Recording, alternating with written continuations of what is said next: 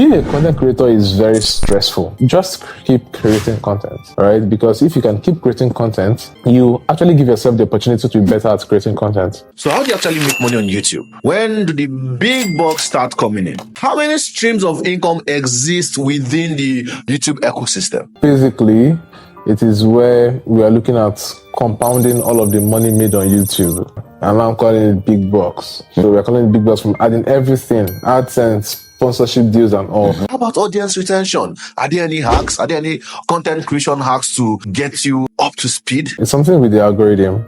Yeah. If your video is very good, has a very high click-through rate, then there is tendency that that video will be shown to more people. These and many more are what we're going to be discussing in the second part of the episode with Franklin Emmanuel. As always, you know this is going to be exciting. It's going to be full of insights and lessons to take away.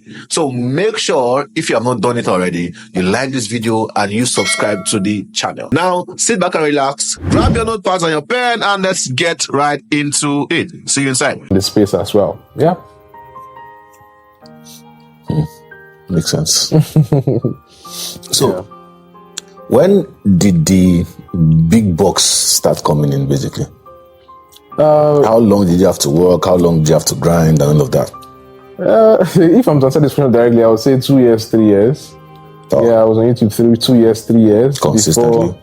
Consistently on YouTube 3 years, 3 years. Yeah, but then basically, it is where we are looking at compounding all of the money made on YouTube, right? So we are adding everything together, and I'm calling it big bucks. You get? So we're calling it big bucks from adding everything, AdSense, sponsorship deals and all.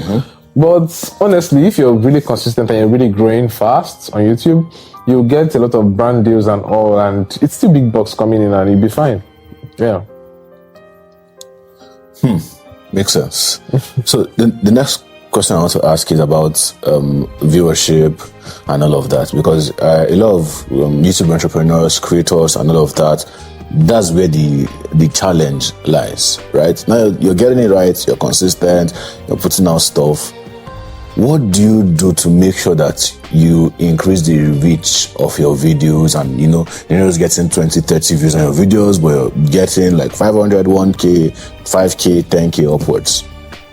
Okay, so for me, I feel like it is where we are looking at the click-through rates and the watch time, right? So it's something with the algorithm. Yeah. If your video is very good, has a very high click-through rate, then there is tendency that that video will be shown to more people. And if your video has very good watch time, then it will be shown to more people that will watch, basically. Right? So this is what actually controls the aspect of getting more and more views. Now, there are areas where people might say YouTube wants to penalize you and, just reduce your reach and all of those because of something that you've done. Like people say shadow banning and all of those things. Yeah. I've also experienced that. Right, where YouTube just wants to restrict your content for something you've done and stuff like that, right? Where people actually will say it's not true, and even YouTube would never even agree to do this, right? I've experienced it a couple of times, even on my own personal channel, where you're creating the same type of content, appealing to this set of people, but you're not getting as much views as you used to because of something you did or something like that. Sometimes it could just be the algorithm just been against you. Now, all of this has happened, yes, but as a beginner, as someone that is looking at really scaling and making the biggest bucks in the space, I would really say just keep creating content, right? Because if you can keep creating content, you actually give yourself the opportunity to be better at creating content, right? Because over time, you get to learn that, this video I did yesterday is not that good or it's not doing well because I did not do this or that. Do you understand? Just like this guy here now saying, don't add this might actually take people away. Every other day, because you're creating one new content and another new content, you just keep on learning something. Okay, this needs to go out, this needs to come in, and before you know it, you just become perfect. All right? And over time, you just keep on scaling and growing. Yeah. That's interesting. So do you use any audience retention hacks? And do you think audience retention is important when it comes to YouTube? Audience retention is very important. That's watch time. Yeah. Yeah, so it's a very important metric, and the algorithm actually looks at that. Do you have any hacks on your videos for audience attention? One thing I usually would say is that just make sure that you are able to keep your audience watching longer on the space. Right? Yes. So whatever hack you come up with, sometimes I even feel like it is inborn, because some people are gifted with this particular, where they just start talking and people just stay and they're watching like, wow. So it's just, you just doing your thing. Just be you. I think being a content creator is very stressful, right? Especially when someone is looking at the content creator and is thinking that, they're making a lot of money. It's very stressful. So the biggest thing you can do for yourself is just be you, right? And keep on getting better as you are creating content every single day. You get, because if you keep on looking for one hack or the other hack to actually, do this or do that, you would be adding more stress to yourself that in the end, you just might get burnt out faster. Can you remember the first amount you made on YouTube ever? The first amount I made on YouTube. So the first amount I made on YouTube was not up to $100, but I know the first amount I withdrew from YouTube was about $350 or so. Right, because I got monetized. I was waiting for a letter from YouTube to come in. Then it was really counting. And then one month I got demonetized because I had not put the pin. And I was like, Jesus Christ. I just started making money. They want to demonetize me from here. And after everything, it came in, I used the pin, everything started working again. So at last I was able to hit the $100 threshold, and then I was able to withdraw about $300 or so.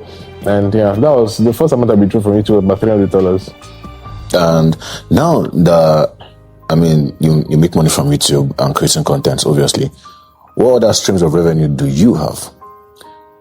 So currently, in my life right now, I'm trying to reduce the number of things I do, because, like people would say, if you really want to make the most, you have to, reduce those streams and focus on a couple of areas.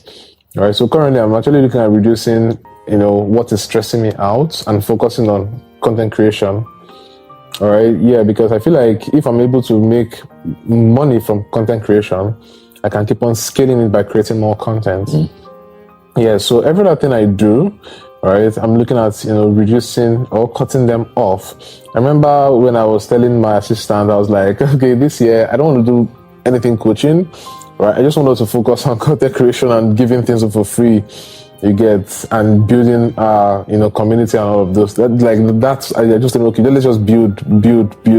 That's what we're doing this year. Yeah. So with that in my head, I'm like, okay, let's just keep on building. And I don't want to do this because it takes a lot of my time. Most people actually think that when they pay for a program, when they pay for you to teach them, they think they are doing you a favor, or maybe they think that it's their money you are using to fund your lifestyle. I can tell you that, okay, so for example, in January, when I actually did a couple of calculations and all, I had spent over $3,000, right, on excesses, like buying stuff, all right, and none of this money came from any program, any course, nothing, right? I still had money left with me. I still had money in my savings and a lot of things. Like money I just spent on doing stuff for that month alone was over $3,000. Now I'm like, so somebody now thinking that because I sold him a course and he paid like $20 or $50, you think that is where it doesn't just make sense. You are taking a lot of my time. If I could even give more time to my own business, like the time I used to coach and do a couple of other things, I would make much more. So how about I just cut this off and focus on myself alone, right? And somehow it might be like me being selfish. We should actually understand that one of my biggest drive on YouTube these days is where I want to help more people, right? Drag more people out of these whole trenches. Yes. So if I can actually share an information that would help one person, I would do it. See, I love the fact that whenever I go out and people are like, Frank, I know you from YouTube and stuff like that. And they're like, I've been watching you since 2020. You helped me to do this. How do you even handle that? Because, I wouldn't consider myself a big creator right now. I have around maybe 21,000 followers on Twitter, 14K on Facebook, 10K on Instagram. On YouTube, like maybe 4.5K right now as at the time of making this video. And I go out from time to time. Maybe I'm with friends. And then maybe 3-4 people walk up to me and they're like, Joseph Don, I'm in Lagos and I'm at ICM. Someone literally chased me down to take a selfie. I'm like, bro, now you have almost 250,000 followers. How do you handle all of that? So I actually get like almost every day when I go out. All right. So first of all, I'm a very private person and even shy. Yeah. All right. And see, I would just like to stay in my house, in my room, locked up. I don't want to come out for anything. All right. So imagine when I now finally, when you now drag me to come out. Yeah. And people now have to start doing that. I'm like, hey, Jesus Christ. But then I try to actually, accord everybody with respect. And, oh, yeah, nice to meet you. Nice to meet you. We could exchange contacts, and follow up later on and all. But, yeah, I just embrace it as it comes.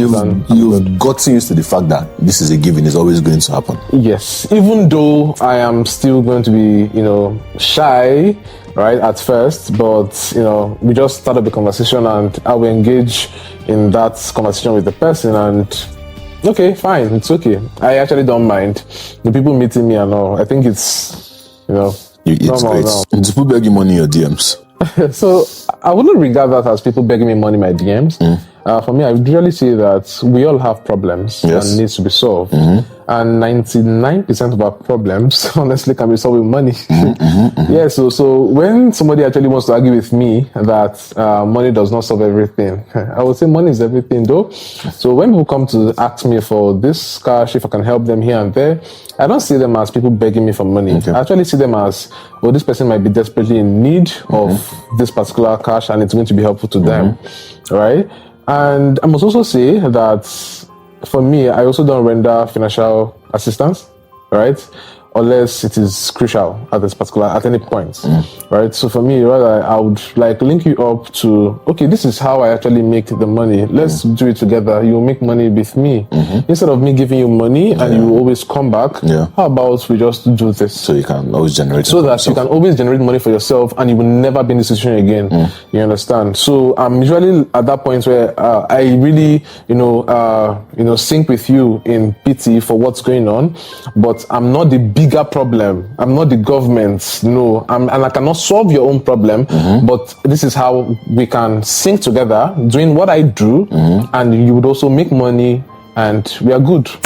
Yeah, so people have actually joined me in the journey, right, to get themselves out of poverty, right? And I'm actually willing and hoping that more people would also do the same, embrace this online ventures and scale, make their lives better like that. I actually love it when people get to meet me and from I don't have anything on myself and I just made $300 from this particular place you shared me. Oh, Franklin, thank you so much. Oh, I just made $1,000 from this. I'm so happy because I'm like, wow, I've actually done something great for this person. And most of the guys have actually been, watching my content. They've really scaled and currently some are even making much more money than I am making at this time. Awesome. Do you understand? And it's all joy. Like it's something that, it's something that would make me very, very happy. Personally, I have a couple of friends who have been motivating me, right? So I also have downtimes. I also have downtimes. And I also still see these friends who are doing well for themselves and they encourage me to do better. You understand? So I think it's up to everybody. If you want where you can actually go fish for yourself, fine. But I will also add the fact that some people are actually not ready to go fishing for themselves. They just want you to be their source of, cash. You get? And I'm usually stern at those kind of attitudes, and I just cut contact immediately. Yeah, that's it for me. What does financial discipline look like for you? How do you save, invest, and all of that? When it comes to savings, investment, and all, I would say that I'm not so big on those. I understand savings, I understand investment, you understand, and all, but I've not been so big on where, we have to cross mark and check mark everything and all. I just know that I have savings, I have emergency funds, I have extra savings, and I need to invest. When it comes to investment, I usually want to put all of the money I make back into the business, you understand, or back into another way that money will come out from. You get, I would say up until now, I've not been looking at long-term investments. I've not been looking at long-term investment. I've not been looking at high-risk investment as well. But at this time of my life, I think it's something I'm already delving into, right? Being very concerned because, for example, like I mentioned, I actually spent over $3,000 on. How did I know? Because I was now I'm writing down, intentionally checking everything. Yeah. That's how I knew. And this might actually mean that I've been doing something similar over the months, right? Over the previous month without even knowing. And then we are not asking, oh, why, where money they leak from, stuff like that. Yeah. So now I'm more intentional, trying to, write all of these things down and, check and see, okay, we've done this, fine. How can we actually, be more conservative next month and not spend excessively and make sure that every cash is going into, areas that are very necessary, to go to. Yeah. So right now I'm very, very keen on those areas and I wish I started from day one. I wish I started from day one. Truth be told, I wish I started from day one because I feel like if I started from day one, it would have really helped me to manage more. But at the same time, who knows? There's something that people call being frugal. Sometimes you could be frugal with yourself to the point where you can no longer scale beyond a point because you're actually stingy with yourself. So maybe I might not have even gotten to where I am now because I would have been holding back. You understand? So I think everything just happens. Do you believe in funding your vanities? In what sense? So you always liked this car and then you make money to the point where you can afford the car and then you go ahead and buy it. Yes, it's good. There's a reason why we start up something. If you want, for example, right? Let's say we're talking about content creation now. Yeah. You're doing content creation because you want to make money. There is a reason behind you wanting to make money. Maybe because you want to drive this car. You've always loved this car, or you've loved a particular lifestyle. You want to fly private jets. You want to go to any country anytime you want to go. Travel and stuff. So if you actually make the money, if you have the money, man, spend your money. Enjoy life. Life is good. Enjoy life and have fun. Okay, for someone like me, I'm always sitting indoors. My own form of enjoyment is different, but these days I want to be going out and also enjoying life like every other person does. But either ways, just fund all of those vanities you want to fund. It's your money, and if you actually do it with your right senses, you would always, you would also understand that in the process of making that money, you're going to build a lot of discipline and learn a lot of things that you would know that before you are pushing money into this particular thing or that, there's a way to make more money. You understand? So in the end, while you're funding those things, you already know how to make more for yourself. So it's good. So what does the day in the life of Franklin look like? The day in the life of Franklin is wake up, think of what content to shoot, and after shooting, we actually shoot more, then go into research. Now, I take much more time to research every of my content and plan it out than even shooting. Do you script it? Do you write it down? Or I don't script my content, but I research them and I plan out them. I plan those content. So every content you're seeing on my channel, I take a lot of time to research. Research takes me a lot of time. I can take like one whole week to research one content I just want to shoot and go out. Yes. So I research, I plan the content. I don't script because most of these things are what I do. Yeah. And because I do them, it's easy to just talk about it. So I could just, do an intro, right? Like a hook and an outro, right? And that's it. I understand the other processes where I could just show people what and what to do, and that's it. So I don't necessarily just script out all of my content. I just show the practical, work. And this is where sometimes I tell myself that people don't even value me as much as I should, honestly. And I actually need to blow my own trumpet. Of course you should. You're not very big on blowing your own trumpet. Yes, I'm actually not very. Oh God, I was discussing this with my team the other day. I was like, we need to do this more. All right, I need to blow my own trumpet because with the time it takes me to research, plan, and all of this, right? If people sit down to watch this content, they will see that it's much more valuable than just jumping on things that might not be worth their while. Okay.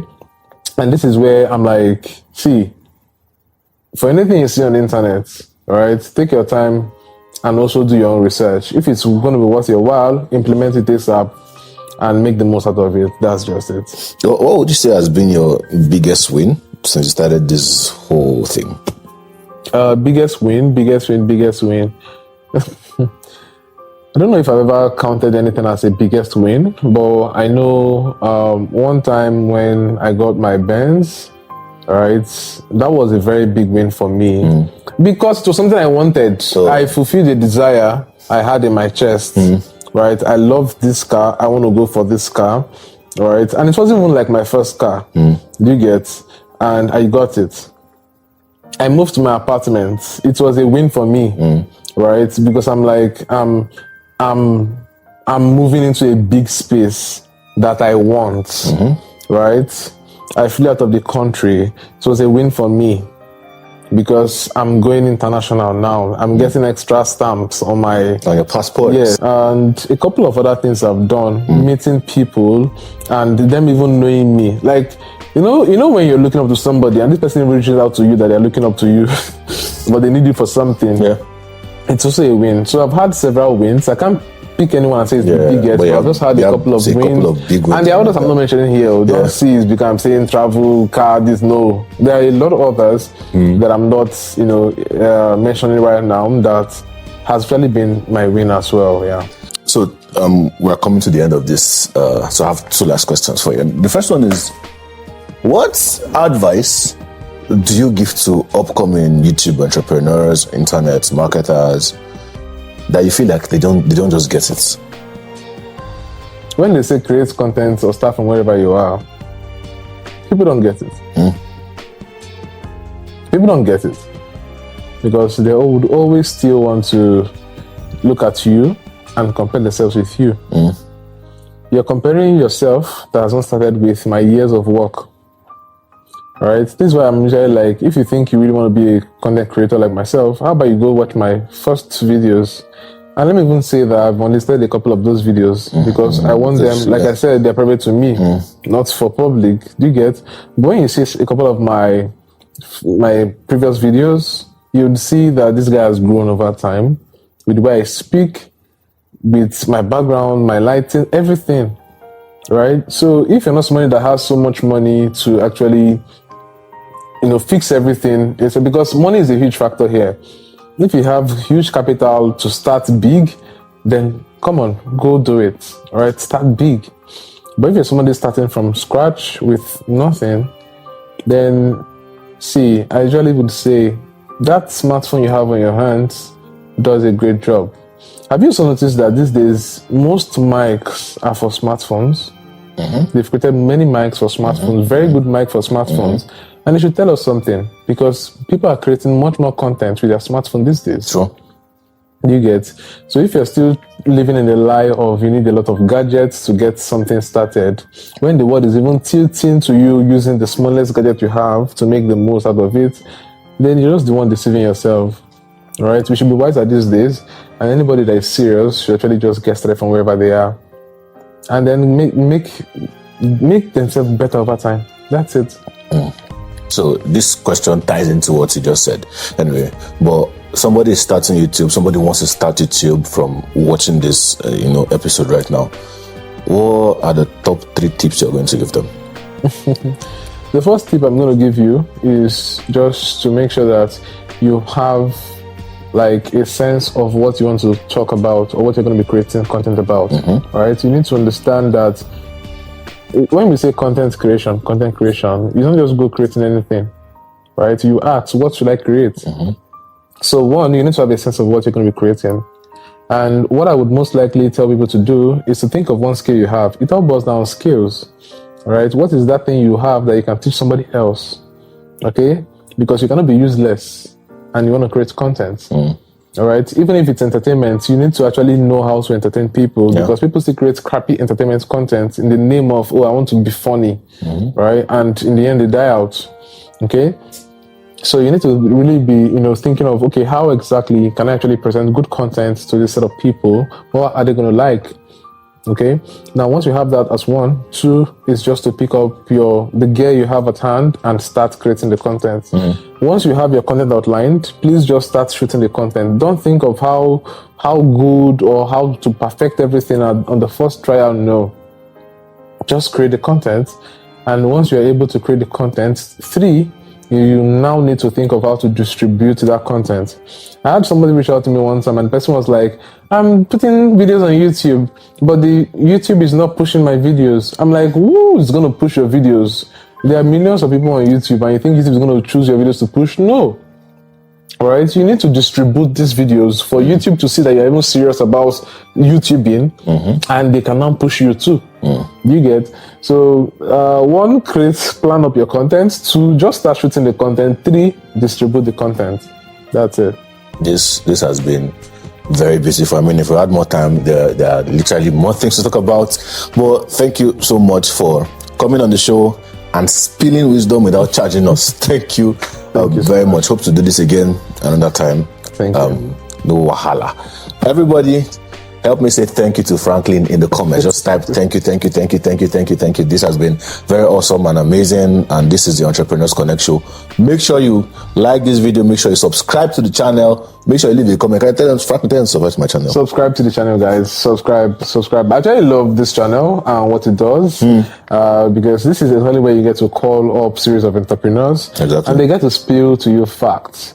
Now, in my story, I mentioned where the fact that I was able to reach somebody and follow up with somebody, like it was like a ladder to my own growth and success. So getting it all for free on a platter of gold is something huge. And if you don't value that, then I doubt you're going to get any more value from anywhere else. You get? So just subscribe to the channel. Subscribe. All right, guys. That's it for today's show. Take care of yourself. I'll see you in the next one. Cheers. Peace, guys.